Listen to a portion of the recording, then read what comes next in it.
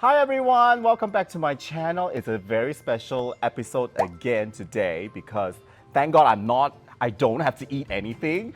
But I am in Penang, my home state, interviewing a couple who lives in Penang, and he is from Singapore and she is originally from Penang. Hi Fran and John. Hi CJ, it's so nice being here. My name is Fran and I'm a Penang 9. I'm a Singapore PR. And I'm a Singaporean. I am currently staying in Penang now with my wife and enjoying the beautiful island of Penang. I'm actually super excited about this episode because it's actually two different stories here. Malaysian who went to work in Singapore, Yep. a Singaporean who now retires back in our home state of Penang. But I want to start from the very beginning. You are from Penang. You born and bred in which part again? Green Lane. You are from Green Lane. Yeah, I'm from Green Lane. And then you work in, can I say Dell? Yes. Yes. So you work in Dell Yes, for that was how my many first years? job. 7 years. From First job? 23 till 30 years old. I used to spend a lot of money because I did sales in Dell, right? So the money came really fast, really quick. Money in, money out. And then I also started a bikini business in 2006 with my then business partner. I racked up quite a lot of credit card bills. So I said, oh dear, how? Okay lah, go Singapore ma, the money's so big. So I passed my CV to my friend who worked in Dell. She said, hey, I know a headhunter in Singapore. So I passed my CV to the headhunter. Headhunter called me and said, I have a 1-year contract job in Microsoft. He said, well, 1 year passed by very fast in case, you know. Yes. Then she said, hey, you're quite good in talking. You want to become headhunter or not? I said, never thought about it, but can lah, let's try lor. So I flew in, did an interview, they hired me on the spot. And So then from 2 months sales later, to headhunter Yes, to and sales in a one. different country. Yes. John, you are born, bred Singaporean. You did the military thing, and you are from which part of Singapore? I would like to call myself an East Coast. I stay around East the Coast, East Coast area. okay, That's okay. right. I grew up there. You never lived in other countries. No, born and bred. My entire corporate career was actually in Singapore. Actually started working for a Singaporean company in IT, and I started doing regional marketing. Then you met Fran, who was not hunting, but she was looking for A to life steal. partner. That was how I met. But So that that's was much later in his career. Her specialty was actually doing headhunting for this IT people. industry. I went on searches for CV, right? Because my client was a big MNC and they wanted a sales guy. So I went on, I think LinkedIn, I went on Monster searches and then I found a CV. And then, of course, I called him up, right? And then he said, if there's no traveling, I don't want. Then he hung up the phone there. That was how we actually, started off. Okay. So eventually, he... But you had to do a second call to get to know and then him. we met up and then the client loved him and then immediately they put through the interview process. He went through a few rounds and he got the job. Who initiated the dating, and how did that begin with you and Fran? Okay, I'm a guy, so I'm going to tell the first guy story. version. Started out as innocent drinks because she got me the job, so I wanted to, thank her for that. So I invited her to drinks with my good buddy. Oh, okay. So not no, alone. Not yet. That was the second round. Oh, that was the First second one round. Oh no, I got was, it. that one was first one was tea at the corner house. Chinatown, right? No, that was the second one. The third date already, that one. Oh, So anyway, see guy memory. She's very different from my previous relationship. Also, you had a. I was previously married. Oh, you were previously married? For Okay. about a good 10 years. Oh. I was kind of in my separation phase. Oh, When I okay. met her. Okay. And then after that, of course, throughout the period of separation, and then we got to know each other. It kind of blossomed naturally. Started bringing me here to the beautiful island of Penang. So before that, you have never visited Penang before you met Fran? I had been here maybe when I was 2 or 3 years old. So what was your first impression of Penang? Wow, Penang. Where should I start? I mean, the obvious one is food, of course. Food, right? yeah. I mean, we were crazy enough to start a hawker stall in Singapore, Oh, you- selling Penang food. Oh, you started a hawker stall. Which part of Singapore can I know the location? Oh, Chinatown. How the hawker store started is because I'm from Penang, right? So in Singapore cannot find authentic Penang food. Well, still I Okay? cannot. So Sorry. still cannot. Yeah. So, Oh my God, I'm gonna get so So many one hate. day I brought back Chi Chong Fan from Penang to Singapore and I let him eat it and he was like, wow, so good. Right, and that was how our whole business started. So we opened the store in 2018 and we sold Penang nasi lemak with fried chicken, chicken rendang, beef rendang. We also sold Penang rojak, Penang Chi Chong Fan and Indian mee goreng. Did you both officially got married? 2016. 2016. Yeah. And you both quit your job at what time? John quit his job first in after we got married. I think about end of 2016. End of 2016. I quit my job beginning of 2018. Did you had any fear when you quit your day job? Because it's massively, like, especially for a Singaporean, like it's. I mean, we can live without salary maybe 2 months here in Penang. What went through your mind when you? Did you like, let's just do it, or Fran? You think Fran gave you a lot of confidence, or you yourself were really sick and tired of this world? What transpired there? Well, I think you answered all of them. So it's really a combination of the comfort zone, staying in the same job for years, and also I've never really tried entrepreneurship. So that's something that I've always wanted to try. For Singapore, the entire middle class is very big, from lower middle to upper middle. So everybody kind of can own a house, HDB, public housing, a condominium. Then of course, then the next step is to get a car. If you are decently paid 5, 6, 7,000 Sing dollars in Singapore, together with your spouse, probably afford all that in time to come. Issue is comfort zone is very strong. People get comfortable with their jobs. The job pays for their mortgage bill, their car loans, such that it's a recurring cycle. And for a Singaporean, it's very difficult to get out of that. Yeah. So the government has done a fantastic It's kind of the job. paved, is a paved road. Exactly. It's like, everybody is headed towards this direction. But if you choose to go the other direction, it's a very tough road. Because we are both from Penang and we both just voted in the state election. Penang Lang 07, I see. But why yours one so black one? Yeah, I'm jinxed in election because they always push my finger all the way down or something. But here we are in the next day of the state election for a Penangite to work in Singapore and then to quit the job in Singapore. Was it a tough decision for you? That's my question. Okay. Or is it that I have a husband, Singaporean husband, and I'm all set, I can quit my job? Or did you think like that? He's not, So, I started a bikini business in 2006, and then I also co-own a training business in 2014-15. When the opportunity to come up with the hawker stall, so of course the hawker stall didn't succeed. It was a failure, right? Why the hawker thing didn't fly? Well, in Singapore, especially F&B is very challenging. Rental and manpower will just kill you straight, right?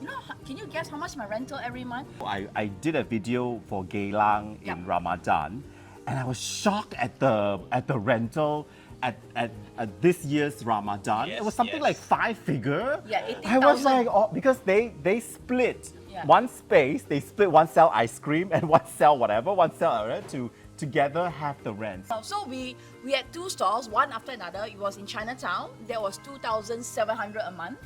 Then we went to Alexandra at Bukit Merah, and that was 3,000. But that didn't include the conservancy, your electricity, table cleaning. So you add up all that, it's easy for 5,000. And the competition around you. And the competition. So a lot of people don't think competition as, so for example, guys, if you eat McDonald's for lunch, it means that I will not have you as my customer for that lunch, right? So It's just literally, really competition one is hour. everything. So John, you've now been in Penang how long? About slightly over a year. A year. What is the thing that you found it very peculiar here in Penang? The behavior here in peculiar. Penang. Like you would never understand. No Singaporean would ever do that. I'll say my experience in Singapore is the tissue paper. I think it's so vulgar. Like I couldn't understand the tissue paper thing. Of course I understand the food comes to us here and it's all self-service in Singapore. What about you in Penang? The pickiness when Penang nights order the food. Oh yes. Let's talk about Singapore. Singapore, when you order the Singapore char kway teow, pretty much the customization is very Zero. minimal. Yeah. Spicy, no spicy, right? That's about it. I was shooting Hokkien mee in Bukit Matajam that was very famous. But this auntie came and she said, I want extra bean sprout, I want eggs, I want extra this, I don't want the cucumber. She had a whole list. And the tauke is like, okay. Like that would never happen in Singapore or other places. Then I realized how lucky we are that we can have all these demand and the tauke will. Okay. Yeah. Exactly. Yeah. So like for example, one of our favorite char kway teow, right? Ling char kway teow. So it's like 20 plates, and every single plate has a different customization, and they get it all right, because if the customization is wrong, that's where the beginners comes in. Yeah. You'll probably get sent back. Penang people, we are very, very lucky. So I give you an example, char kway teow. char kway teow. Okay, for example, my friend, char kway teow, extra chili, double egg. Then another friend would be char kway teow, mai tau ge. Then mine would be no ham with duck egg, moderate spicy. You know, so 3 different people, 3 different orders. I know.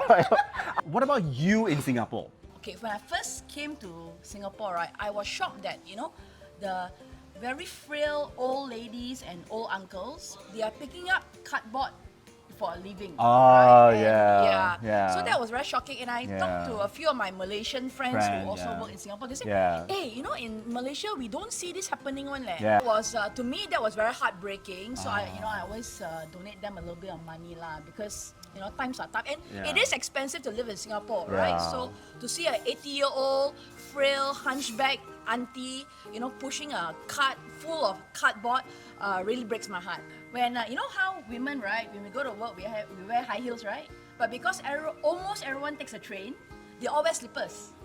So you can see from the top to up until the leg, they are dressed to the nines, and then on the feet is slippers or sandals. Such a joy interviewing John and Fran. I want to get to the story of how the both of you started this YouTube channel. Did you move back to Penang, by the way? May of last year, so May 2022. We were actually retired towards the end of 2020. So we wanted to come back to Penang as soon as the borders opened. I couldn't leave Singapore. I couldn't go Malaysia rather. Of course. Yeah, so we needed to wait for that. And I think it was only in around April 2022 before the restrictions were lifted. Then we could make our move. 2021, when we were still stuck in Singapore, we couldn't go back. We did a lot of nature walks and we had a lot of conversations between the two of us because we didn't work, right? So we had a lot of time. Yeah. And that was when we started to formulate a plan on how to start the YouTube channel.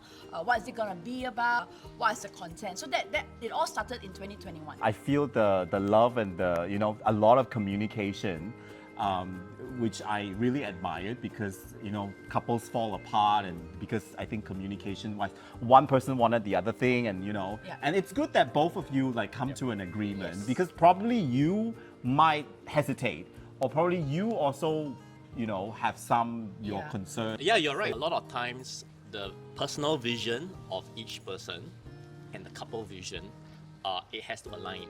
Yeah. So her vision, her personal vision, she has certain goals and certain vision for herself, and so do I. Yeah. And the fantastic thing for us is we first are clear about our own personal vision, and then when we came together and we wanted to gun for this early retirement together, everything fell in place. From there, we had a lot of aligned goals that really took us to even traveling together. I have a question, John, to you. What do you think is crucial when a husband and wife work together? Because you worked with Fran, as a business partner and wife aside, and then you have to go back home with this person. Being very open to learn and grow together. Uh-huh. Yeah, because when we started hawker business, that was the first time we learned how to be a business partner. Right. And it was difficult because we are Right. both, quite strong-willed in our own Right, right. right. And once we managed to communicate and find the dynamics between us, Right. and then now we can talk about, hey, how about future in terms of early retirement together? That means financially,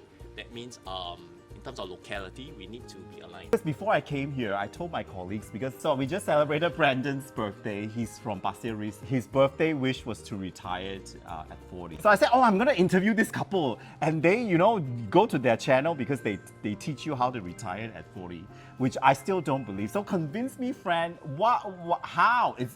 How is that possible in this day and age? Number one would be you really need to know your numbers, right? Know your numbers. Know how much you're spending, how much you're bringing in, how much you're spending. So people think, they must be they must have $10 million, then they can retire. It doesn't have to be that way. Of course, $10 million is nice to have, right? But I can also tell you, right, CK, if I give someone who is financially not literate $10 million, they can squander it away. They'll buy a big house, buy a fancy car, and then 2-3 years later, back to zero. Yeah, a wise man did say it's not how much you earn, it's how much you spend. Yes, it's true. so How because- much you keep? How much you keep, how much you spend, really. Yeah, because my starting salary in Dell, right, was 1,008 ringgit, but my commission was 7,000. So my take home, okay, after CPF and all that, is about 6,000-7,000 ringgit, like, and I spend every single penny. So how Okay. can a person who was a shopaholic and a spendthrift become retired? It's actually about the mindset, right? Right. When I can see the reason why, okay, instead of spending $1,000 on a handbag, Yeah. that this $1,000 now can work for me instead of I take the money and spend and get a Yeah, handbag. yeah. So it all starts with a mindset. It all starts with your numbers. Okay. And then it goes from there. After the pandemic, there is a trend that, after what we've been through, or the world has been through, there is a trend that we could die the next day. Why keep all this money? So what do you say about that? Oh, YOLO, right? YOLO. Yeah, so that's the trend. So how do you answer to that crowd? So that question is, okay, great. I mean, if tomorrow I get hit by a bus, I die, then Yeah. no worries, right? But So what why if I should I don't? be- Oh, yeah, what if you don't? Yes. Right? What if I don't? So What the if other- I end up living till 95 and then I run out of money when I'm 70 years old? Then who's gonna feed me for the next 25 Yeah, years? yeah. So I totally get the YOLO. Like for example, if let's say you say, hey friend, let's do a 1-month backpack in Italy, right?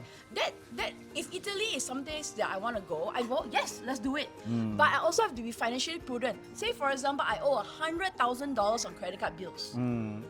And I still foolishly say, yes, let's do it. Isn't that digging a deeper hole for myself? Right. Financially and whatever, right? Right. So YOLO to a certain extent, but at the same time, what if you don't die? Yeah, immediately? and also back to your Italy thing, Yeah. it doesn't have to be Italy. Yeah. It can be Malacca. Yeah. It can be Telok Intan. It can Yeah. be Ipoh, which I've featured all in my video. It doesn't have to be where everybody goes. Yes. And show everybody on Instagram that I did this and Yes. who are you going to impress? I also had that in Singapore. So I also had that in Malaysia. I also had that. Gosh. Because I'm the same person, I also spend, right? I go for champagne brunches at Ritz-Carlton, 200 Sing, I've never once a done that. month. Oh my God, you're making me. So I earn Sing dollar, right? Back then the exchange rate was You feel 2.34. that, So I said, okay, if I earn like say 6,000, times 2.34, how much already, right? But it doesn't work that way because I'm still paying for rent, I'm still paying for food, and then I go for my extra spend. So when I first met John, so this is why John's very good. He sat me down, he go, okay, tell me what you owe, and let's get a plan. I'll get you out of that in 1 year. What do you think is the biggest mistake that working Singaporean on their financial part of their life? I would say building their relationship with money. Because as long as we, as a slave to money, money is our master and we are slave. We will forever be in control of money, right? So it what- should be the other way around. Exactly. Being able to be on top of your finances means you respect money and you want to be responsible about it. For me as a Singaporean, I'm very grateful that the government has done a fantastic job to get Singapore, being very prosperous. And Progressing. Singaporeans are able to afford many things. But there lies the complacency as well. Whether you earn 5,000 Sing dollars, 10,000 Sing dollars, 20,000 Sing dollars, the same mistakes can be made if you are not good with your finances. For Malaysian working in Singapore, what would be, you've been through that for 13 years, what is the biggest advice you would give to, I think there's a million Malaysian working in Yes, Singapore. that's right. This is what I observe with my own friends who actually moved to Singapore as well. So Singapore is a very seductive country, right? You alight from Orchard Road, you've got your cafes, I you've got your know. Prada It- and restaurants. It's the very easy to spend. staycation. Exactly. It's very easy to spend Oh a my few God, talking about $100 in a weekend, right? I think it's about a balance. I know that you're excited, you're earning Sing dollars now, and it's a very nice country to be in, right? You're also there for a reason. I think it's safe for me to say that if Malaysia offers the same type of job opportunities, I think a lot of us would not have left, right? You want it to be a life where you have savings, you have investments, and maybe in the future, if you want to, you can move back to Malaysia, or you can choose to stay in Singapore. But a lot of people, they spend their money, and then they have no choice but to move back to Malaysia. Because for us, right, CK, we actually do have plans to move back to Singapore in the next few years. Oh, So this wow. is not forever. Oh, so Yeah. be flexible. Yes, yes, be flexible, and because John's parents are in their 80s, So we want to go back there and take care of them. You started this YouTube how long now? About 10 months. 10 months. So what have you learned in the process of making Wow, YouTube what have we video? learned? For me, it was like a lot of work. Like a lot of who does the editing? Me. You do the the editing. editing. And do you plan together where to shoot and all the so content? The scripting, I'll do it, and then the location we'll both plan, and then editing is him. Like, I'm hopeless with all this stuff. Then I'll do the thumbnail. We'll do the subtitles and all that. That will be me. But all the computer stuff, that's him. Oh wow! So what have you learned? Well, that's a tough question. Why? And a good question. I would say I thought it was the easiest it was question. really since retirement. I guess in order to keep up with we're staying alive, right? We knew that this is something that can give us a lot of growth, and it's also a way for us to contribute. And what do we contribute? We contribute our experience, we contribute our knowledge, and in that process, it actually helps us to self-discover as well. Self-discovery. I like that answer. So, I self-discovered yeah, too. Similar to you, right? When we put ourselves in front of the camera and then speaking, it takes a lot of awareness to to engage. People think we just take off the camera and we just talk, but no, it takes months and months of practice. Your first video, I'm sure you were like, oh my gosh. I was like, what am I going to say? And be natural and be authentic, right? Because at the end of it, right, we want to be authentic. We want to share something that is really from our heart. And in order to do that, we need to be very candid and very open about what we are sharing, right? Please subscribe to John and Fran. I've learned quite a lot from their channel because my channel is all about spending money. So after watching my channel, go to their channel to like how to save money. So tell me, last question, what is your future plan for Penang, Singapore? You said that this is not permanent. So what would be the deciding factor you are looking for with making the next move, you think? I would say, okay, so for us, we are actively traveling. Wow. Every 2 months, we are off to a different country. Wow. And when we travel, we don't, just stay for 1 week. And We you're stay going for- to, can I say you're going to Oh, we're Bangkok? going Bangkok. Yeah. You're going to For Bangkok about next. 3 weeks. Yeah. Right. And you were in Bali, I saw. Yeah. And Vietnam before that. Whether we are in Portugal, whether we are in US, whether we're in UK, it doesn't really matter. Yeah. Because once the money is handled, which means you have an active that is coming from your passive investments, then money wouldn't be an issue, is Yes, it? What yes. my consideration and her consideration would be how much time we spend with our loved ones, our friends, and the kind of passions that we want to go after. Without thinking too much about money. I guess that is ultimately the position that we continue to want to stay in, to be able to have that flexibility to make decisions without having money as the key deciding factor to doing things.